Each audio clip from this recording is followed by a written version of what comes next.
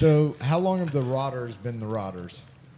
75 years. 75 years as a club. In the early 60s, we would have a meeting every Sunday night, and everybody would go to Halls or Carlisle or wherever, and everybody would get back to Memphis usually in time for the meeting up at Ray Gammon's at the corner of Summer and Parkway, and we would meet. And those nights we would have 50 or 60 people every Sunday night at the meeting.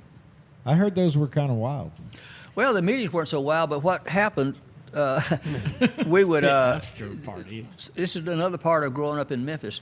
During that period of time, Memphis was the coolest place on the planet, just about. We had music, we had cars, we had motorcycles, we had just everything. I mean, I don't know what else to say.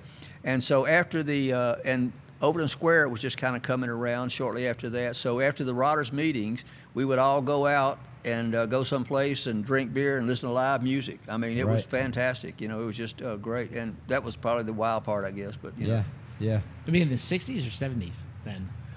Up into the 70s. We quit having regular meetings in probably the mid-70s. Yeah, and then the Rotters reunion started. Yeah. And it started when they were building Memphis Motorsports Park.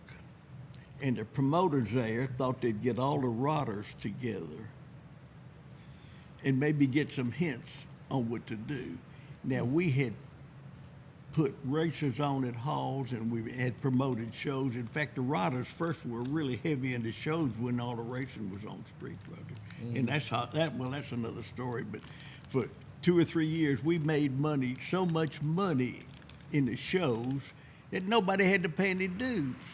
And we would have these fabulous parties. Eddie would usually promote the parties. Yeah. And then we'd have some kind of naughty parties. Marshal promoted those.